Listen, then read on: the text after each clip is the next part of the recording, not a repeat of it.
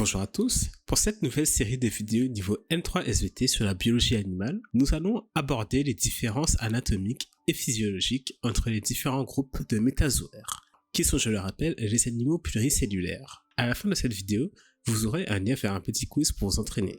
Mais avant de rentrer dans le vif du sujet, il faut quand même que vous ayez vu votre cours de biologie animale en L2 et un peu de motivation. Le premier système de cette série que nous allons étudier est le système tégumentaire.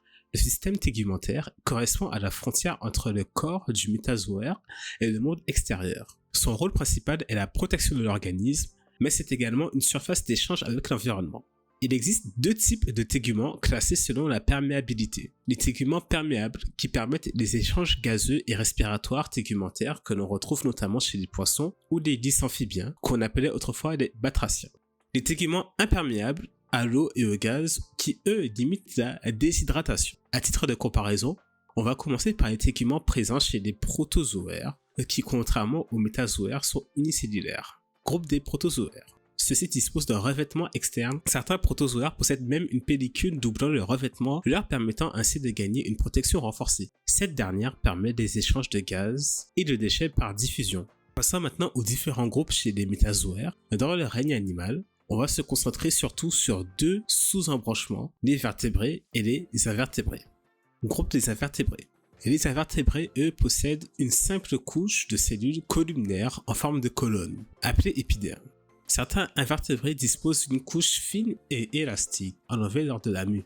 Dans les invertébrés, il y a le groupe des euarthropodes. Ceux-ci ont une cuticule épaisse et rigide composée de chitine notamment, et structurée en plaques rigides reliées par une membrane flexible. Tout comme pour les invertébrés, il la remplace au cours de la mue. Cette dernière est donc remplacée en même temps que l'exuvie pour rejeter après le phénomène de mue.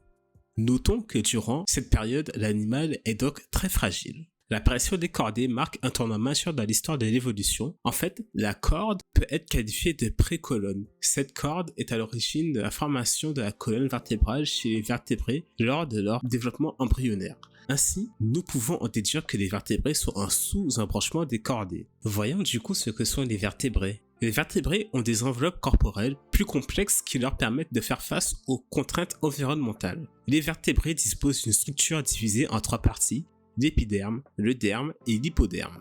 L'épiderme, c'est la barrière protectrice contre l'environnement extérieur. Le derme voit son rôle dans le toucher grâce à des terminaisons nerveuses. Les organismes sont alors capables de répondre aux stimulus environnementaux, odeurs et autres, ce qui est plus qu'essentiel à leur survie et à leur adaptation dans les milieux. L'hypoderme, quant à lui, voit son rôle de stockage de matières grasses, notamment de tissus adipeux. Donc, l'hypoderme sert à stocker l'énergie nécessaire pour assurer les besoins métaboliques des organismes. Dans les vertébrés, on a le groupe des agnates. Les agnates ont un épiderme pluristratifié protégé par des cellules à mucus. Leur derme possède des fibres musculaires, mais ils n'ont pas d'hypoderme. Nous avons aussi le groupe des téléostéens, qui représente la grande majorité des espèces de poissons. Certaines caractéristiques des agnates sont partagées avec les poissons téléostéens. Tous deux n'ont pas d'hypoderme et eux aussi ont un épiderme pluristratifié. Mais une de leurs caractéristiques uniques est la présence de chromatophores qui leur donnent leur couleur vive. Ils ont également une formation dermique squelettique que vous devez connaître, les écailles. Le prochain groupe que l'on va aborder est celui des lys amphibiens qui utilisent la kératine, une protéine qui imprègne la membrane des cellules et dont le rôle est la protection contre la dessiccation. On retrouve une caractéristique déjà abordée, un épiderme pluristratifié, mais dont la couche germinative est orientée vers le bas. Leur derme a également une composition spéciale avec la présence de chromatophores et de polysaccharides pour limiter les pertes d'eau. À la différence des deux groupes précédents, elles disposent d'un hypoderme qui comprend des sacs lymphatiques. Ils ont également des glandes à mucus et à venin.